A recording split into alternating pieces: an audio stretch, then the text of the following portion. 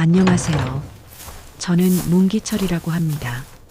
제주 땅에서 말목장 일을 하며 살아가는 사람이죠. 사람들은 저를 바보라고 부릅니다. 그냥 바보가 아니라 얼빠진 말몰이라고 하더군요. 말을 몰 줄도 모르면서 목장 주변을 어슬렁거린다고요. 사실 틀린 말은 아닙니다. 저는 숫자를 제대로 세지 못합니다. 10가지는 그럭저럭 세는데 그 이상 넘어가면 머릿속이 하얘지거든요. 말도 어눌합니다.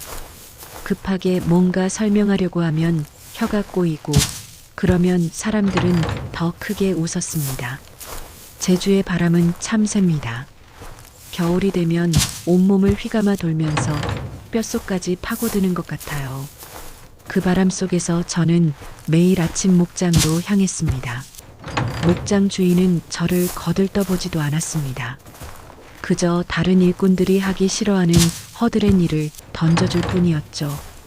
말똥을 치우고 마구간 구석을 쓸고 물통을 나르는 일, 그런 일들을 하다 보면 하루가 저물었습니다.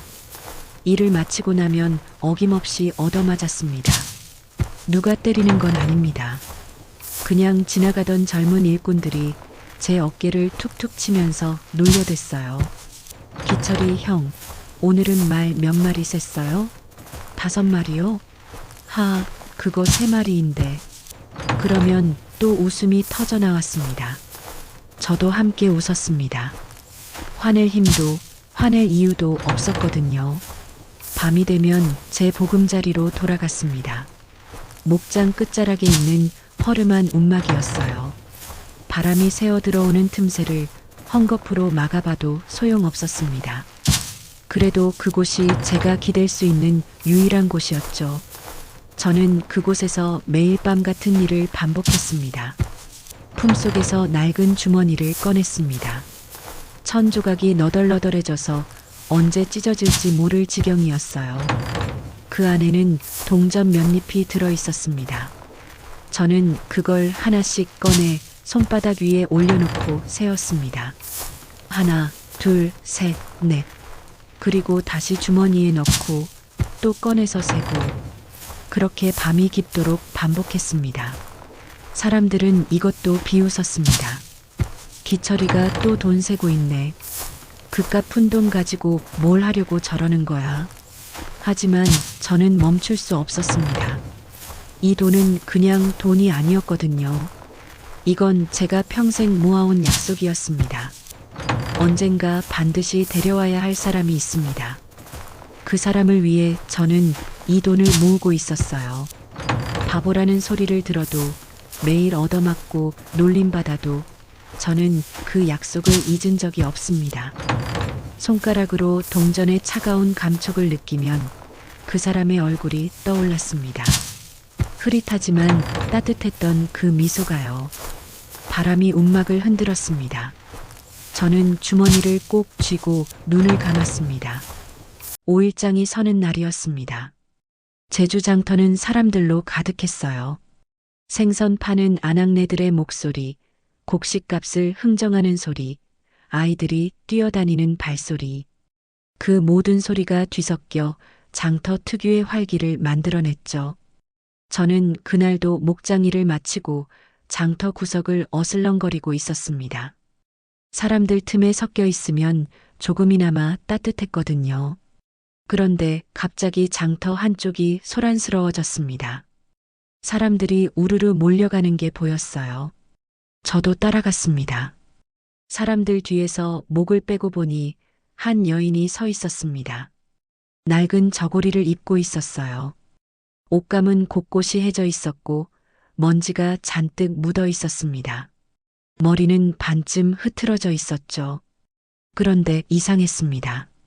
그 여인의 눈빛만은 꺾이지 않았거든요. 빚쟁이로 보이는 남자 둘이 여인 곁에 서 있었습니다. 한 명이 큰 소리로 말했습니다. 한양에서 흘러온 여자요. 글을 좀 안다고 하더군요. 필사도 할 줄 알고. 거처가 필요한 분 없소? 헐값에 넘기겠소. 사람들이 웅성거렸습니다. 한양에서 왔다고? 글을 안다고? 그런 여자가 왜 여기까지 왔을까? 수군거림 속에서 누군가 비웃는 소리가 들렸어요. 빚에 쪼들려서 팔려 나온 거겠지 뭐. 양반집 딸이라도 빚쟁이 손에 넘어가면 저꼴이야. 여인은 고개를 들고 정면을 바라봤습니다. 수치스러운 상황이었을 겁니다. 장터 한복판에서 물건처럼 거래되고 있었으니까요. 그런데 여인은 눈물도 흘리지 않았어요. 입술을 꽉 깨물고 분노를 삼키고 있었습니다. 그 모습이 제 가슴을 찔렀습니다. 빚쟁이가 다시 소리쳤습니다. 아무도 없소? 그럼 값을 더 내리겠소. 이대로 데려가도 좋소? 밥이나 먹이고 재우면 되는 거 아니오. 사람들은 웃었습니다. 누가 저런 여자를 데려가겠어. 쓸모도 없을 텐데. 그냥 구경거리지. 저는 그 웃음소리를 들으며 가슴이 답답해졌습니다. 손이 저절로 품속으로 갔어요. 낡은 주머니가 만져졌습니다. 제가 평생 모아온 돈이 들어있는 주머니였죠. 그 안에 든 동전을 매일 밤 새고 또 셌던 그 돈. 언젠가 데려와야 할 사람을 위해 모았던 돈이었습니다. 저는 주머니를 꺼냈습니다. 사람들 틈을 헤치고 앞으로 나갔어요. 빚쟁이 앞에 섰을 때 주변이 조용해졌습니다. 모두가 저를 쳐다봤죠. 저는 떨리는 손으로 주머니를 내밀었습니다. 제가 데려가겠습니다. 목소리가 떨렸습니다. 그래도 또박또박 말했어요. 이 돈 드릴 테니 이분을 제가 데려가겠습니다. 순간 장터가 폭소로 터졌습니다. 사람들이 배를 잡고 웃었어요. 저 바보가 저런 여자를? 아니, 저 푼돈 가지고 뭘 어쩌겠다는 거야? 돈을 불에 던지네, 진짜. 웃음소리가 귓전을 때렸습니다. 빚쟁이도 어이없다는 표정을 지었습니다. 그러다 제 손에 든 주머니를 보더니 눈빛이 바뀌었어요. 얼마나 있소? 저는 주머니를 열어보였습니다. 동전이 몇 립 나왔죠. 빚쟁이는 코웃음을 쳤습니다. 이것밖에 없소? 저는 고개를 끄덕였습니다. 이게 제 전부입니다. 빚쟁이가 옆 사람과 뭔가 속삭이더니 주머니를 낚아챘습니다. 줬소. 어차피 저 여자 팔아봐야 이것만큼도 못 받을 테니. 데려가시오. 사람들은 여전히 웃고 있었습니다. 저는 여인 쪽으로 다가갔어요. 여인이 저를 올려다봤습니다. 그 눈빛 속에는 의아함과 경계심이 섞여 있었죠. 저는 아무 말도 하지 못했습니다. 그저 고개를 숙여 인사만 했어요. 여인은 말이 없었습니다. 저도 말이 없었죠. 우리는 그렇게 장터를 빠져나왔습니다. 뒤에서 들려오는 웃음소리를 등지고 한 걸음 한 걸음 걸었습니다. 손에 쥐었던 주머니는 이제 빚쟁이 손에 있었습니다. 평생 모았던 돈이 한순간에 사라졌어요. 그런데 이상하게도 후회는 없었습니다. 다만 가슴 한구석이 무거웠죠. 이제 어떻게 해야 할지 막막했거든요. 움막은 형편없었습니다. 지붕에서 빗물이 새어 들어왔고 벽 틈새로 바람이 쌩쌩 불어왔어요. 바닥은 차가운 흙바닥이었죠. 제가 살던 곳이 이렇게 초라한 줄은 알았지만 다른 사람과 함께 있으니 더 부끄러웠습니다. 서연아는 움막 안을 둘러보더니 긴 한숨을 내쉬었습니다. 그 한숨 속에 모든 게 담겨 있었어요. 절망, 체념, 그리고 무력함. 여인은 구석에 주저앉아 무릎을 껴안았습니다. 고개를 푹 숙인 채 꼼짝도 하지 않았죠. 저는 밖으로 나갔습니다. 마을로 가서 쌀이라도 구해와야 했거든요. 목장 일을 하고 받는 품삯이 조금 있었으니까요. 그런데 곡식가게 주인이 고개를 저었습니다. 기철이 자네한테 팔 쌀이 없네. 저는 어리둥절했습니다. 왜요? 돈은 있는데요. 주인은 쌀자루를 돌려 세우며 말했어요. 양반 흉내내는 여자 데려왔다며? 그런 여자 먹일 쌀은 없어. 다른 가게도 마찬가지였습니다. 물장수도 나물 파는 안악도 저를 외면했어요. 기철이가 한양 여자 데려와서 잘난 척한다더라. 바보 주제에 말이야. 수군거림이 귓가에 맴돌았습니다. 마을 어귀에서 젊은 일꾼 몇 명이 저를 가로막았습니다. 그중 하나가 제 어깨를 거칠게 밀었어요. 기철이 형, 요새 양반 행세하신다며? 여자까지 거느리고 말이야. 웃음소리가 터져 나왔습니다. 다른 하나가 제 가슴팍을 쿡쿡 찔렀죠. 형은 말도 못하는 바보잖아. 그런 형이 여자를 어떻게 먹여 살려? 우리 보기에 웃기잖아. 저는 아무 말도 하지 못했습니다. 그냥 고개를 숙이고 서 있었어요. 그들이 지나가고 나서야 저는 한참을 그 자리에 서 있었습니다. 빈손으로 돌아갈 수는 없었습니다. 저는 산으로 향했어요. 마을 뒤편에 샘이 하나 있었거든요. 사람들이 잘 찾지 않는 곳이었죠. 물동이를 들고 한참을 걸어 올라갔습니다. 샘물을 가득 담아서 다시 내려왔어요. 어깨가 무거웠지만 괜찮았습니다. 산길을 걷다가 나무를 캤습니다. 약초도 몇 개 보여서 함께 뜯었어요. 이걸로 죽이라도 쓸 수 있을 거라 생각했죠. 저는 그렇게 해가 기울 때까지 산을 헤맸습니다. 움막으로 돌아왔을 때 연하는 그대로 구석에 앉아 있었습니다. 저는 물동이를 내려놓고 나무를 보였어요. 연하가 고개를 들었습니다. 눈빛이 차가웠어요. 이걸로 어쩌자는 겁니까? 목소리도 차가웠습니다. 저는 입을 열었다 다물었어요. 뭐라 설명할 말이 떠오르지 않았거든요. 연하는 고개를 돌렸습니다. 저는 밖으로 나갔습니다. 움막벽에 기대어 앉았어요. 안에는 연하가 있었고 저는 밖에 있었습니다.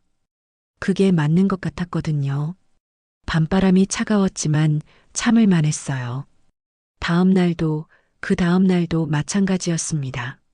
마을 사람들은 저를 더 괴롭혔어요. 목장 주인도 일거리를 주지 않았습니다. 저 여자 때문에 마을이 시끄럽다며 당분간 오지 말라고 했죠. 저는 산으로 갔습니다. 물을 길어오고 나무를 캐고 약초를 뜯었어요. 연하는 여전히 말이 없었습니다. 제가 내미는 것들을 처음엔 거절했어요. 하지만 며칠이 지나자 조금씩 받아들였습니다. 먹지 않으면 죽을 테니까요. 어느 날 밤이었습니다. 비가 내렸어요. 저는 움막 처마 밑에 웅크리고 앉아 있었습니다. 빗물이 옷을 적셨지만 안으로 들어갈 수 없었어요. 연하가 안에 있었으니까요. 문이 열렸습니다.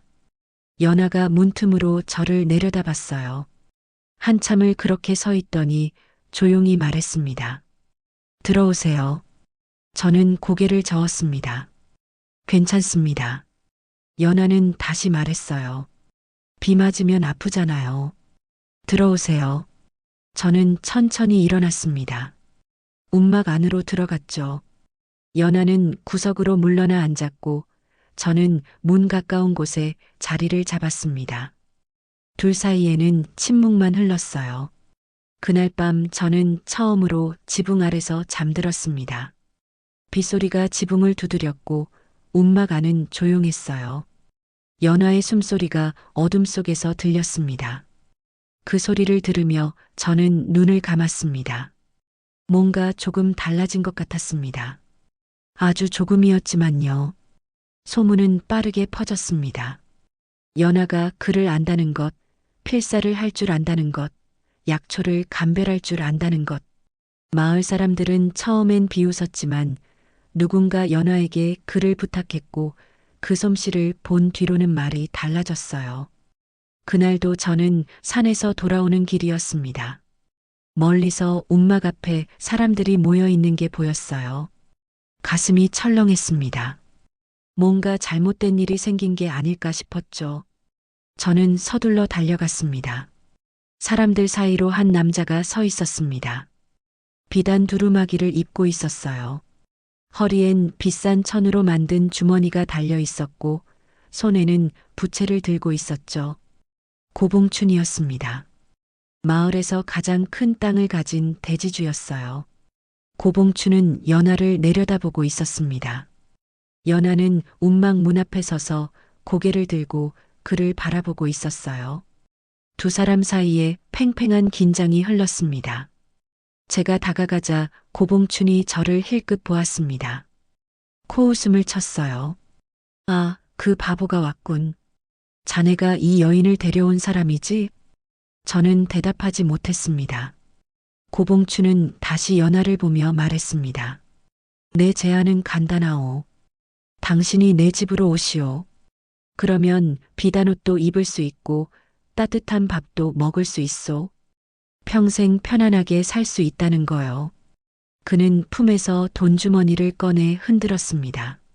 무거운 소리가 났어요.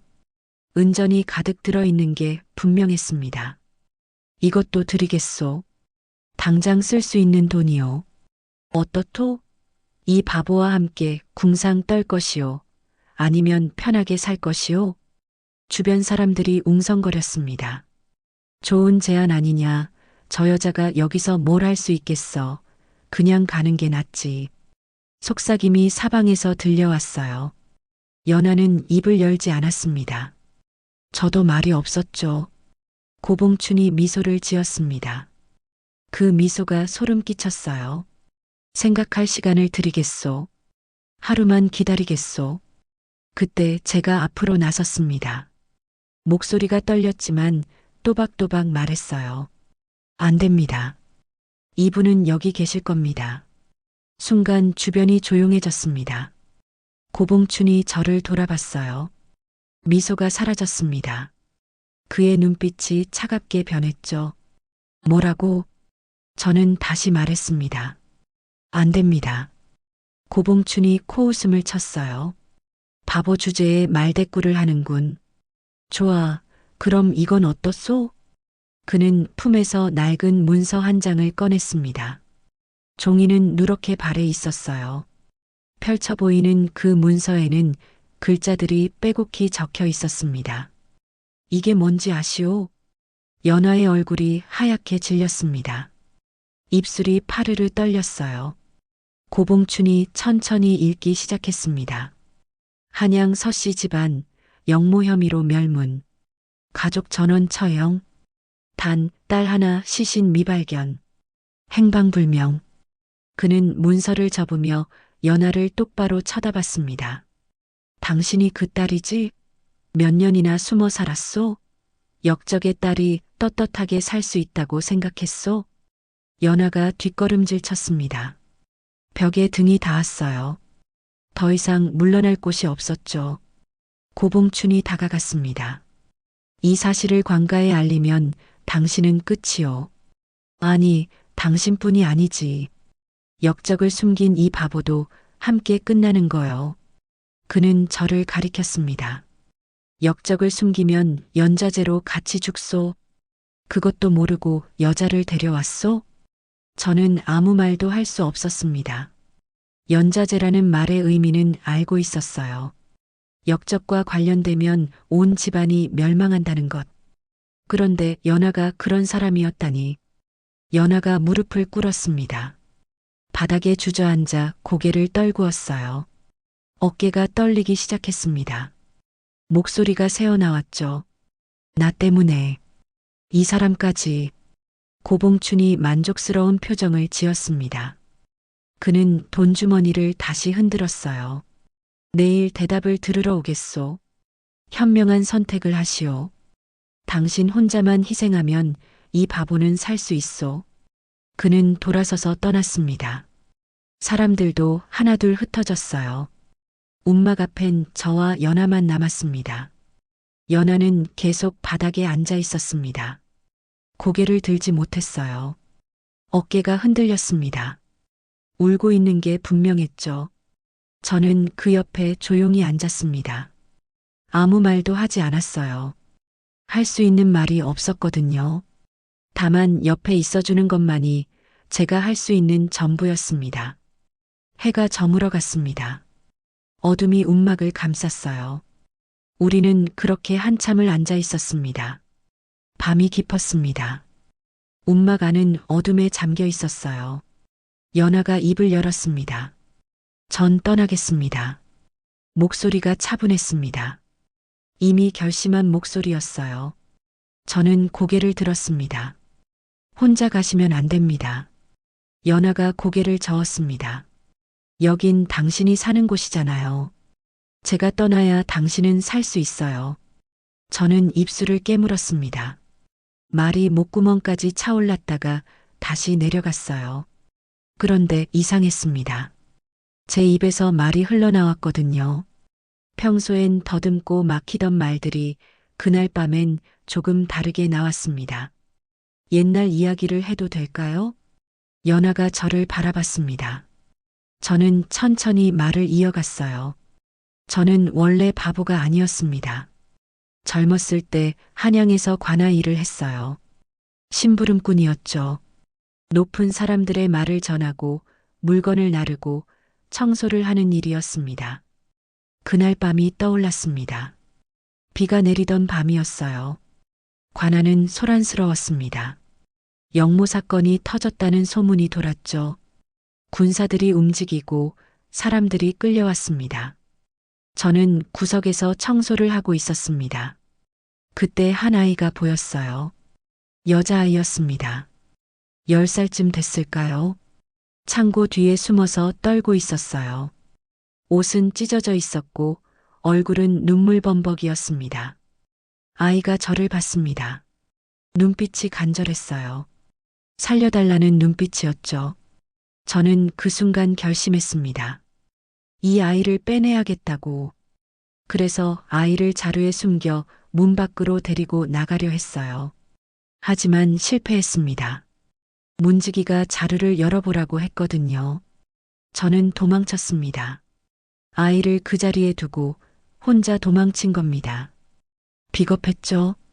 그 뒤로 저는 제주로 왔습니다. 숨어 살기 위해서였어요. 그리고 스스로를 바보로 만들었습니다. 말을 더듬게 하고 숫자를 못 세는 척했어요. 바보가 되면 아무도 저를 의심하지 않았거든요. 평생 그렇게 살았습니다. 그 아이가 어떻게 됐는지도 모른 채로요. 혹시 살았을까, 죽었을까? 그 생각만 하면 가슴이 무너졌습니다. 그러다 당신을 봤습니다. 장터에서 처음 봤을 때 느낌이 왔어요. 혹시 그 아이가 아닐까? 살아남아서 여기까지 온 게 아닐까? 그래서 데려온 겁니다. 연하의 눈에서 눈물이 흘러내렸습니다. 저도 눈시울이 뜨거워졌어요. 확신은 없습니다. 당신이 그 아이인지 아닌지. 하지만 그건 중요하지 않아요.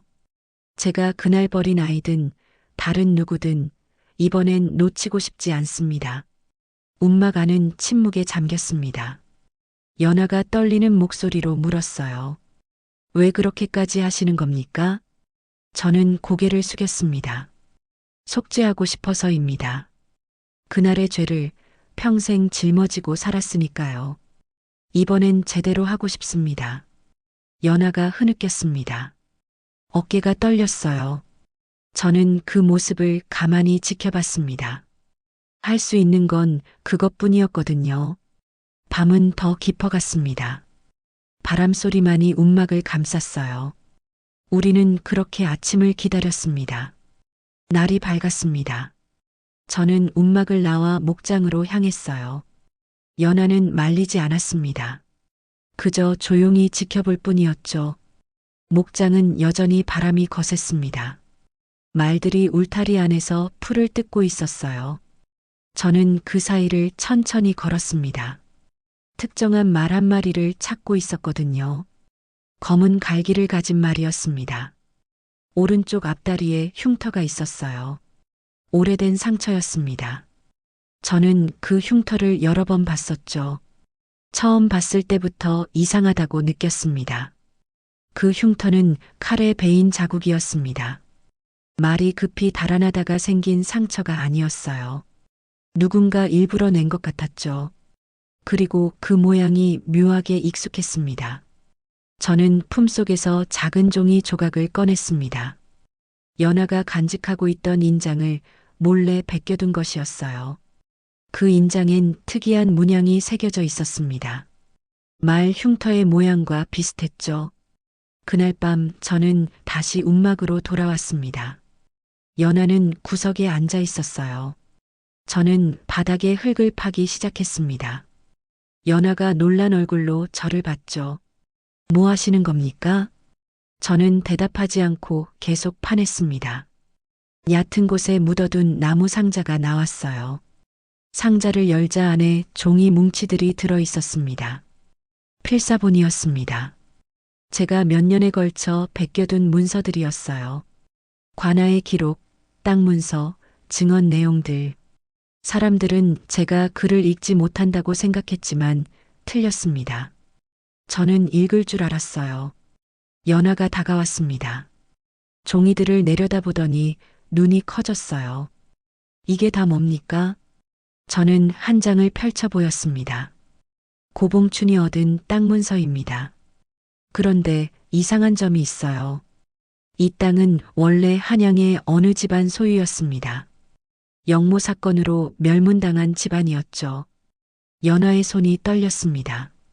저는 다른 종이를 꺼냈어요. 이건 증언 기록입니다. 당시 사건을 목격한 사람들의 말을 적어둔 거예요. 여기 보면 이상한 부분이 나옵니다. 영모의 증거라던 서신이 갑자기 나타났다는 거죠. 연하가 종이를 받아들었습니다. 눈으로 글자를 따라 읽더니 입술을 깨물었어요. 누명이었다는 겁니까? 저는 고개를 끄덕였습니다. 그럴 가능성이 높습니다. 그리고 그 누명으로 이득을 본 사람이 있어요. 땅을 차지하고 권력을 얻은 사람.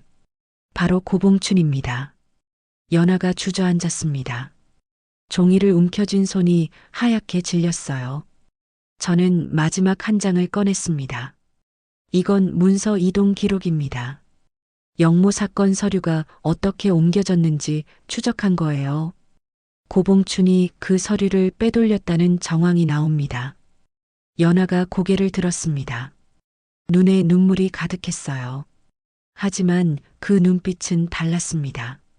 절망이 아니라 분노였죠. 왜 이걸 지금까지 숨기셨습니까? 저는 작은 목소리로 대답했습니다. 혼자서는 아무것도 할 수 없었으니까요. 바보 행세를 하면서 조금씩 모았습니다. 언젠가 쓸 날이 올 거라고 믿으면서요. 연하가 종이들을 다시 펼쳤습니다. 하나하나 읽기 시작했어요. 저는 옆에서 지켜봤습니다. 밤이 깊어갔습니다. 연하는 모든 종이를 다 읽었어요. 그리고 저를 똑바로 봤습니다. 이걸로 고봉춘을 막을 수 있을까요? 저는 조심스럽게 대답했습니다. 시도는 해볼 수 있습니다. 하지만 쉽지 않을 겁니다. 그는 힘이 있으니까요. 연하가 고개를 끄덕였습니다. 그리고 종이들을 조심스럽게 모았어요. 우리는 서로를 바라봤습니다. 이제 싸울 준비가 된 것 같았습니다. 다음 날 아침이었습니다. 고봉춘이 관군을 데리고 움막으로 왔어요. 5명의 군사가 그를 따라왔습니다. 칼을 차고 있었죠. 저 둘을 잡아가시오. 역적을 숨긴 죄로 말이오. 고봉춘이 우리를 가리키며 말했습니다. 관군이 다가왔어요. 그때 저는 품에서 종이 뭉치를 꺼냈습니다. 잠깐만 기다려 주십시오. 관군이 멈춰섰습니다.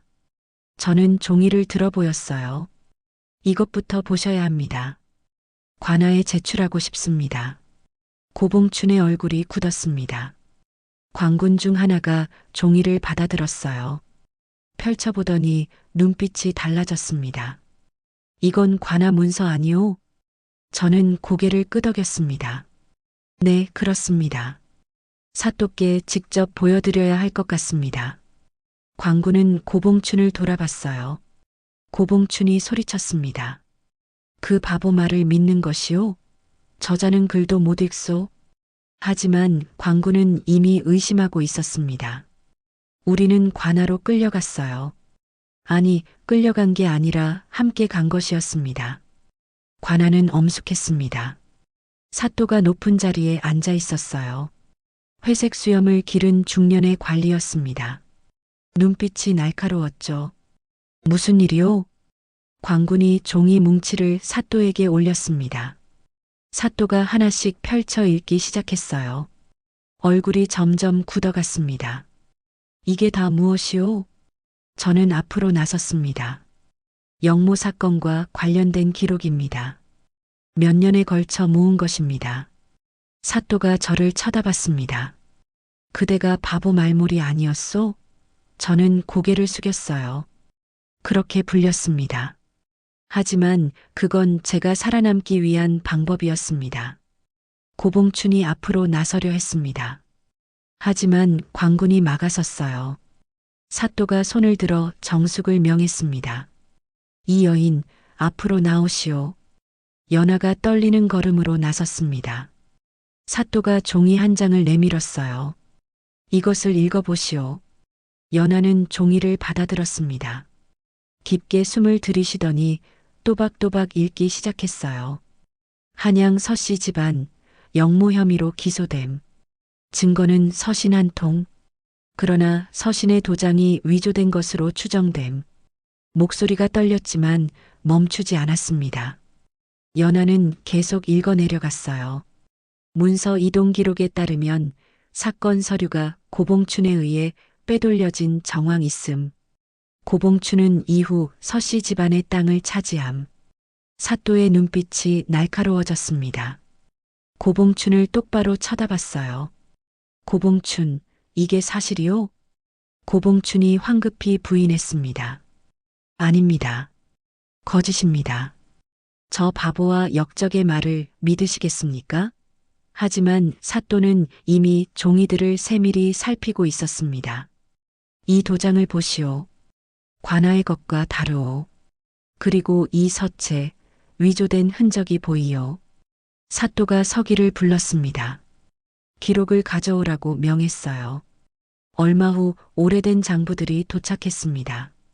사또는 그것들과 우리가 가져온 문서를 비교했죠. 시간이 흘렀습니다. 관아 안은 숨소리조차 조심스러웠어요.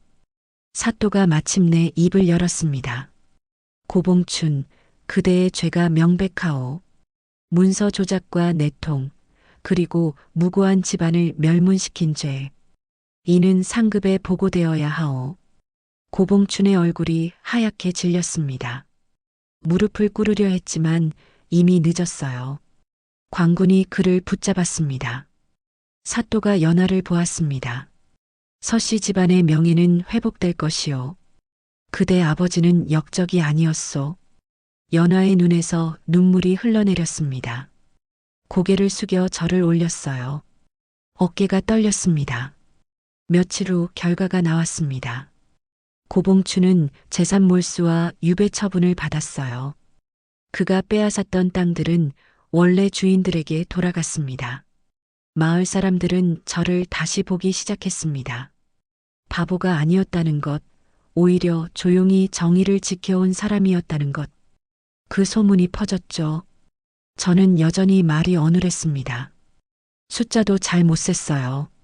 하지만 이제 아무도 비웃지 않았습니다. 그저 고개를 끄덕이며 지나갔죠. 연하는 명예를 되찾았습니다. 이제 더 이상 숨지 않아도 됐어요. 떳떳하게 살 수 있게 됐습니다. 우리는 움막 앞에 함께 섰습니다. 제주의 바람이 여전히 거셌지만 이제는 조금 다르게 느껴졌어요. 봄이 왔습니다. 제주에도 따뜻한 바람이 불기 시작했어요. 연하는 한양으로 돌아가지 않았습니다. 왜 남으시는 겁니까? 제가 물었을 때 연하는 잠시 생각하더니 대답했습니다. 여기가 저를 다시 사람으로 만들어준 곳이니까요. 한양엔 아무것도 남지 않았어요. 하지만 여기엔 당신이 있잖아요. 저는 아무 말도 하지 못했습니다. 가슴이 먹먹해졌거든요. 움막은 그대로 뒀습니다. 허물 수도 있었지만 그러지 않았어요. 연하가 물었습니다. 왜 남겨두시는 겁니까? 저는 움막을 바라보며 대답했습니다. 처음 지켜낸 약속의 자리니까요. 잊고 싶지 않습니다. 우리는 마을 끝자락에 작은 집을 마련했습니다. 관아에서 연화의 명예회복을 인정하며 약간의 보상금을 내려줬거든요. 그 돈으로 낡은 집 한 채를 샀어요. 집 한쪽은 글방으로 꾸몄습니다. 다른 한쪽은 약방으로 만들었죠. 연아는 아이들에게 글을 가르치기 시작했습니다. 처음엔 아이들이 오지 않았어요. 하지만 소문이 퍼지면서 하나둘 모여들었습니다. 저는 약초를 캐러 다녔습니다. 산을 오르내리며 필요한 것들을 모았어요. 연아가 약을 다리면 저는 그걸 마을 노인들에게 나눠줬습니다. 처음엔 받지 않으려던 사람들도 점차 마음을 열었죠. 어느 날 마을 이장이 찾아왔습니다. 손에 떡 한 시루를 들고 있었어요. 문 앞에서 한참을 머뭇거리더니 조심스럽게 말했습니다. 기철이, 우리가 사람을 잘못 봤구먼.